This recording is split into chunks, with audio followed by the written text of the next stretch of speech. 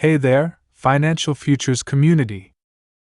Welcome back to the channel where we break down the latest in economic news, financial trends, and the policies that impact your wallet. Today, we're diving into the latest developments coming out of the Senate this month. Yes, that's right, they're voting once again on a massive $78 billion package. I've got all the details on what's at stake, what this could mean for you, and what we can expect as the Senate takes another shot at passing this crucial legislation. So, let's get into it. Before we dive into the details, I want to take a moment to thank you for supporting the channel. Your likes, shares, and comments really help us grow and continue bringing you the financial insights you need. If you find this video helpful, please hit that like button and share it with someone who could benefit from this information. Also, if you're new here, make sure to subscribe and turn on notifications so you don't miss any updates on what's happening in the world of finance and policy.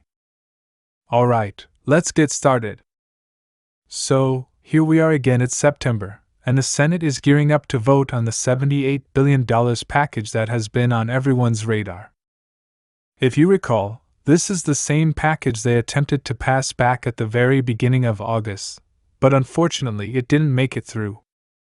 Despite that setback, lawmakers are determined to give it another try this month.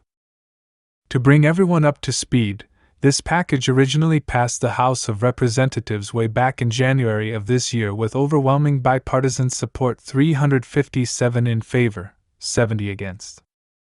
Now, that's pretty remarkable considering how divided Congress can be.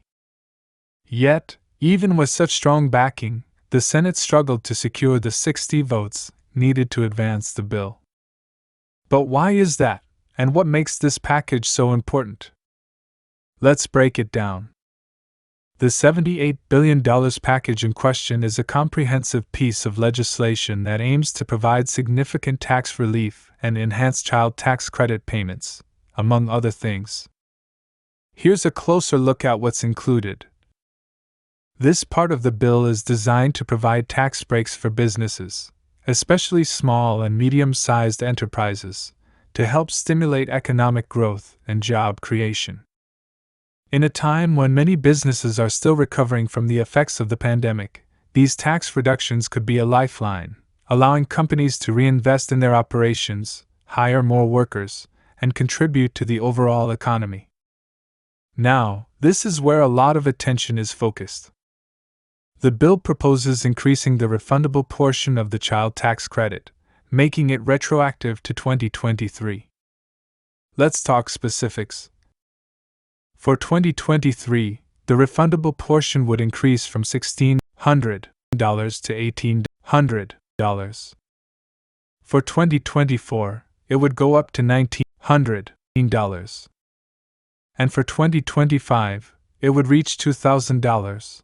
With annual adjustments for inflation thereafter. The really interesting part? The IRS has already stated they could start issuing checks or direct deposits for these retroactive payments within about 6 weeks of the bill's passage. That's fast. They've mentioned that no amendments would be needed because they already have the necessary information from tax returns.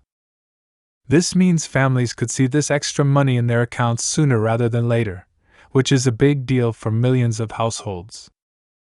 Given the context, it's not surprising that there's a strong push to get this bill passed. However, the question remains, will it succeed in the Senate this time around? If you've been following along, you know that securing 60 votes in the Senate is no small feat, especially in today's polarized political climate. But the fact that this bill has already passed in the House with such strong support gives us hope. My expectation, though, and this is based on the political maneuvers we've seen in the past, is that the Senate will likely delay the vote until later in the month. Lawmakers often wait until the last possible moment, either to rally more support or to make final adjustments to the bill. So, while we don't have an exact date yet, I would bet on a late September vote.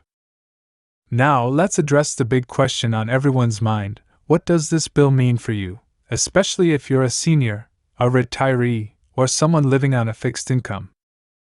A lot of you have been asking in the comments, what's in it for us? And that's a great question.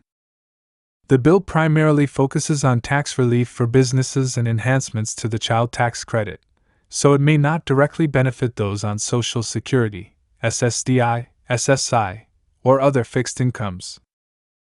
But here's something to consider. In the past, when the government has passed significant financial legislation like this, it has often opened the door for additional measures that could benefit adults, especially those in low-income brackets.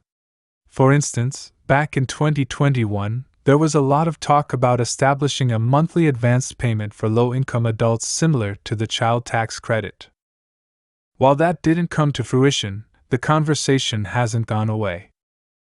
If this current bill passes, it could reignite discussions about providing financial assistance directly to adults, particularly those in need.